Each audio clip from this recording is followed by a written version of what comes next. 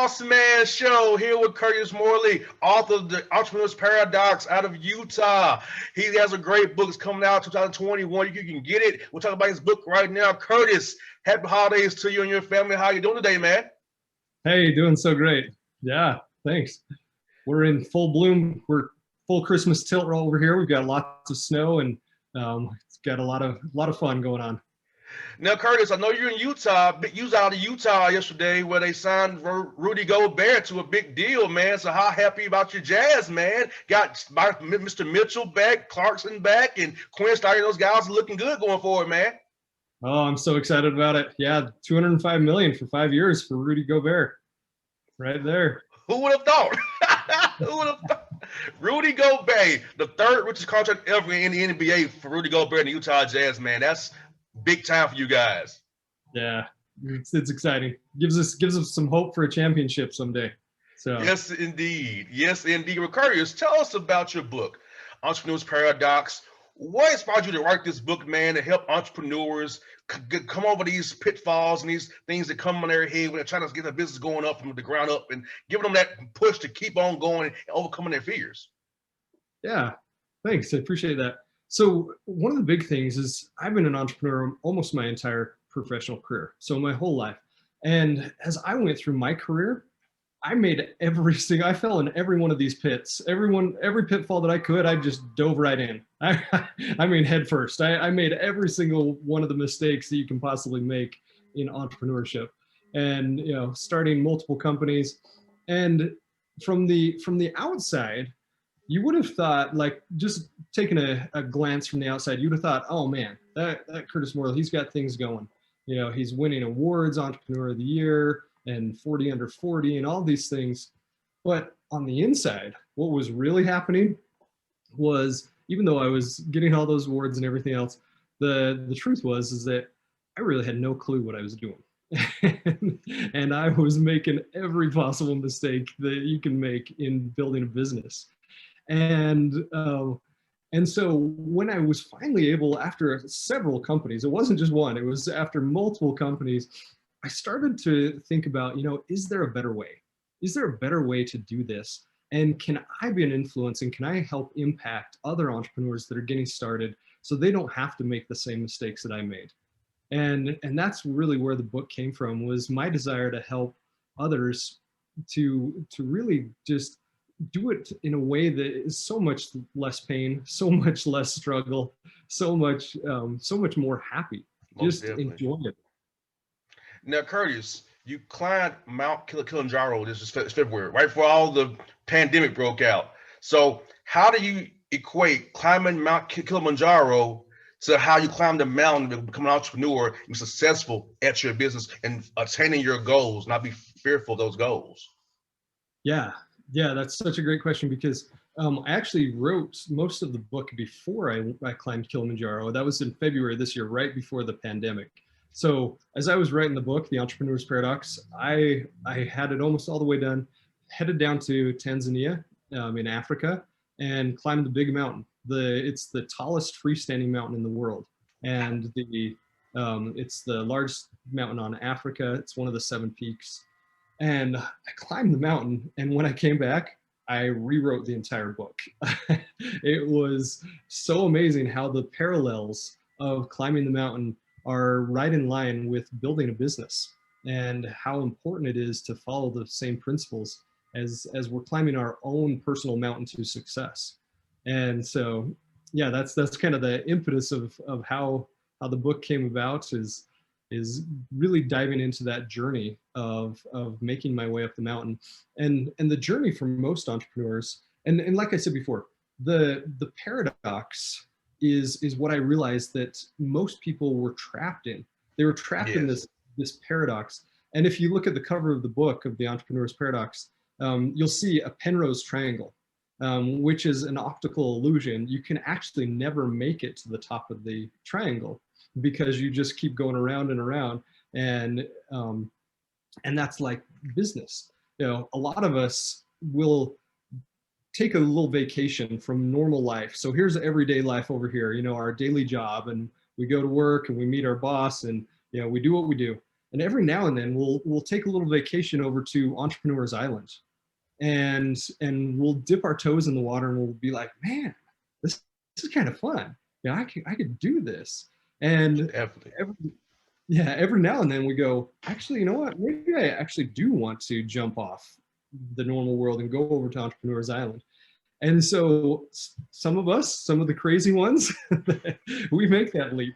We make that leap into being our own boss. And we, at first, it seems like, man, this is the life. We're sitting on the beach, we're catching fish, we're, harvesting coconuts, building sandcastles. We're having the greatest time.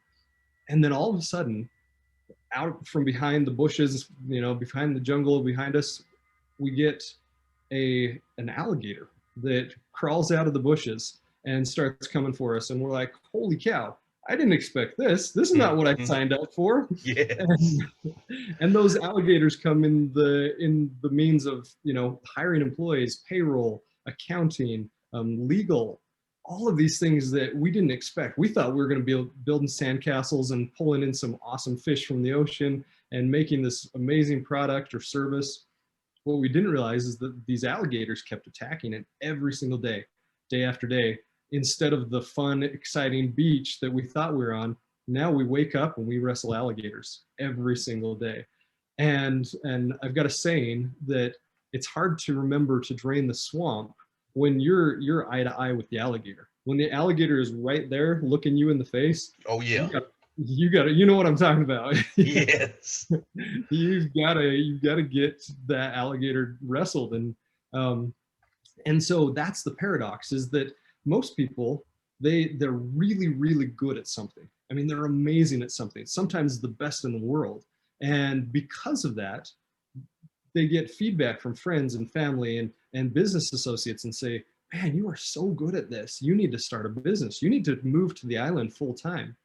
And that's the paradox, is that they are the experts. They're the best in the world at something. And in order for their business to succeed, they have to stop being the best. They have to stop building the product and start building the business and figure out the way to drain the swamp so that their business can really succeed. Yes, indeed, Curtis. I can speak to that myself because, being a radio host, I have to also, I'm booking the shows. I have to sell the show for its advertising, getting it on stations, build relationships out in the field with PR people, with different coaches and players. So the hosting part is easy. Yeah. The hard part is all the behind the scenes that you don't see, which makes the show good and the content that people see every weekend on the show here. Yeah, that is a perfect example. That is absolutely a perfect example because, that's what you're good at. You're amazing at being the host, and you're amazing at engaging people and helping them, pull those answers out of themselves and making it a really fun, engaging time on the show. That's the beach. Yes. But then you've got all the alligators, you got the bookings, you got the scheduling, you've got the follow-up, you've got all of these alligators, and it's difficult to be able to wrestle the alligators and still have the fun. But here's the beauty. Once you figure out that it's time to drain the swamp, and you actually drain the swamp, the alligators leave by themselves because there's no more swamp. And so it's figuring out that process. And then once that happens, at least on my experience with all of the entrepreneurs that I've dealt with, once they're able to break free from the paradox, once they're able to drain the swamp, then they take a look up and they see, hey, have those mountains been behind me this whole time?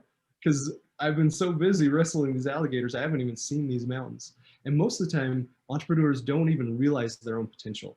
They're so busy in the day-to-day, swamp, wrestling alligators, trying to figure out, how am I going to make, next payroll and, those type of things, that they haven't even had time to look up and see the mountain and say, hey, I can actually achieve great heights here. If I just break free from that paradox, now it's time to start climbing. Now it's time to start making my way up the mountain. And the majority of the book talks about the journey up that mountain once you break free from the paradox. And Curtis, about that journey, a lot of times in our entrepreneurial world, entrepreneurial island, you have some rough days. You have to overcome those rough days, because I'll be in the beginning, it's a lot of rough days before you get to those good days of paradise where you can enjoy the martini on the beach that day, because those hard days give you that foundation, that callus to be successful down the road, when you can overcome the alligators and all those pitfalls in the paradise we have to avoid. Because if we let those overcome us and overwhelm us, it can take us off the island and quickly get us back into that 9 to 5 punch the clock mode that we'll try to escape from. Yeah, yeah, exactly. And in my case, when I started my first company, it was a full service media agency, and and I, just like you, I was really good at it. And there was even an international certification. Tens of thousands of people took it, and I ended up being #2 in the world. And and of course, why wouldn't I start a business if I'm the best in the world at this? Well, for sure, I'm going to start a business, right? Most definitely. And building business has nothing to do with the fact that I was the best in the world at interactive media. Nothing. And that's the paradox, is that I had to break free. I had to actually reboot and transform my identity, because it felt good for people to say, oh, wow, you are so amazing at this. Why don't you keep doing this? This is awesome. And, and everybody didn't just want my company to build the product. They actually wanted me, the person, to build the product. And I've only got 24 hours in a day. You've got 24 hours in a day. Elon Musk has 24 hours in a day. Yes. And it's a matter of where we put those 24 hours. Elon Musk is taking people to Mars, literally. He's getting people to Mars. That's how he's spending his 24 hours. And we get to choose. Are we going to spend those 24 hours on wrestling alligators, or are we going to spend the 24 hours on climbing the mountain? Are we going to make something great of our company, of ourselves, of our employees, all of those things? And curious, how do you talk to tell a young entrepreneur who has an idea but has been told by outside forces, alligators, that you can't do it, maybe not the most wise idea in the world? How do you get that person to overcome that fear and is needing the acceptance of others and pursue their idea no matter what the outside world says to them or has to think about their idea? Let me run this concept by you. Tell me what you think. The Forbes did Forbes and Bloomberg actually both did an article that looked at the projected number of millionaires in the United States. And what they found was that, based on their estimates, that 1,700 new millionaires would be made every day. Not month, not year, every day in the United States, 1,700 new millionaires would be made. And you think about that number, it's like, it's mind-blowing that there's that many. Well, why not be one of them? Most Why definitely. not? If somebody's going to do it, why not you? If somebody's going to do it, why not be that somebody? Why not be the one that is going to be part of the 1,700 tomorrow? It's absolutely possible. And if you look at the history of business, if you look at the history, going back 100 years, on the S&P 500, so the Standard & Poor's index, if you look at that index, you look at the time that companies have been on that index. If you go back years and years, 1935, the average lifespan of a company was 100 years. Well, you look at it today, you look at that same index today, the average lifespan of a company, guess what it is? Like, just take a wild stab in the dark. It's mind-blowing. 10 years, 20 years? 18 years. Wow. 18 years. And what that means is that that you don't have to have a Warren Buffett. You don't have to have some crazy mentor that only you get to figure out business. The processes and the principles, because business is accelerating, because there's so much knowledge out there, all of that is accessible to anyone. Yes. Anybody can start a business. It doesn't take a Warren Buffett. It doesn't take a Bill Gates. It takes going on the internet and doing some Google searches. Yes, correct. The principles are there. And that's what I'm trying to help in my book, The Entrepreneur's Paradox, is to get people to realize, hey, not only is this possible, but this is probable. Oh, This yes. is something I can do. This is something that makes sense. And you look at, all of the pieces, there's really two parts to a business. There's the business side of the business, and then there's the entrepreneur. And those two pieces together create success. And if you neglect one or the other, then it doesn't work. And you look at the statistics, it says in a year, 30% of businesses will be defunct. They'll be out of business, right? And then 50% in 3 years and 70% in 5 years. You know what? I actually don't believe that. And here's why. I don't believe businesses fail. I believe entrepreneurs quit. Yes. I agree with you, Curtis, because I tell you, I can give you my personal story. This idea for this show was 2010. The first show aired 2012. I was told for years, man, quit. You just wasting your time. But look here, 2020, I'm still here. I wasn't wasting my time. Those dark days, those late night shows, man, those third shift shows, it paid off into something greater today, man. So I am like the case study of your book, to where if you stick to it, I didn't quit. The shows here today still going strong, be strong going in 2021 as is in 2020 right now. Yeah, I love it. I love your story. That's exactly it. And there's so many times where you just want to. I mean, it's so hard. I totally get it. I understand where you've been, and I've been there myself. And if you look at the start of my book, The Entrepreneur's Paradox, there's a story about a friend of mine. We were actually in Chicago eating some Giordano's pizza, the big stuff, the thick crust. Oh yeah. And, oh, it's so good. Yes, it is. I love that stuff up there, man. I love it. Yeah. And we were sitting there talking, and we were talking about, he was started his own business. I was starting my own business. We were just these young kids, 26-year-olds, doing business. And we're like, why doesn't everybody start a business?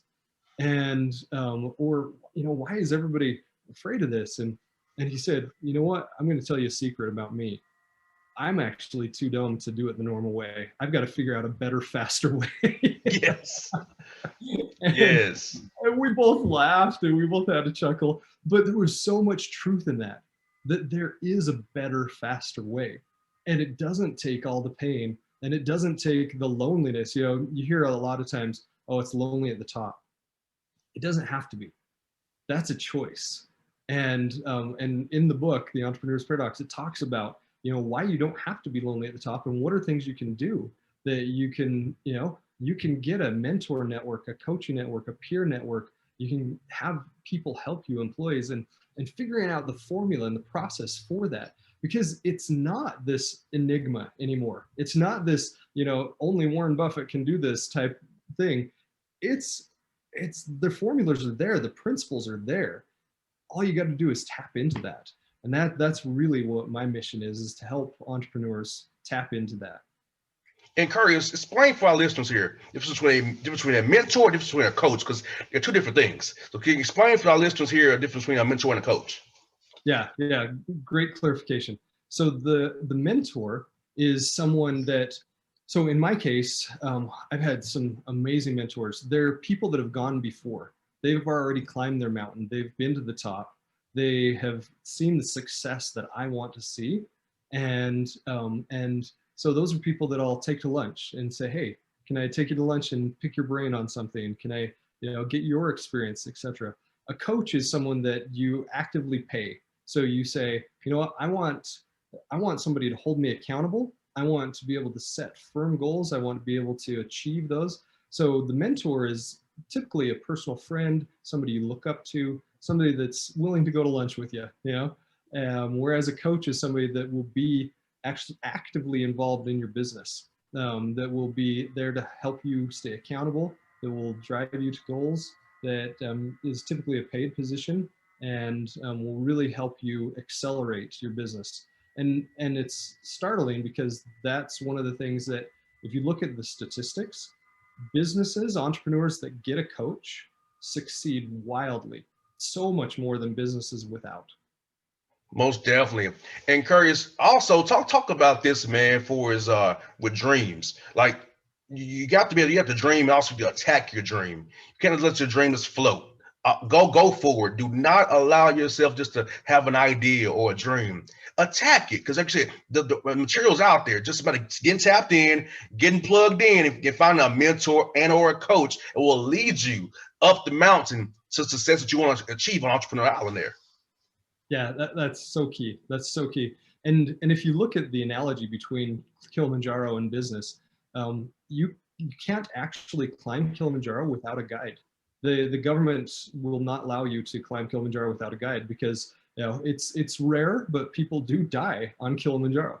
That happens, and so it's critical that you have that guide. And in that, how that relates to business is that guide is a mentor or a coach, and it really accelerates things. It turns the needle up. Like it's amazing, and that's one of my personal favorite things to do is to coach businesses, because I get to see what happens when they actually, for the first time, they see the mountain and they're like, wait a minute, I don't have to be wrestling alligators all day long. Yes. I can actually be climbing this mountain and help them understand their goals. And just like you said, the goal is critical, because a goal that's not written down is just a wish. It's just a dream. You got that right.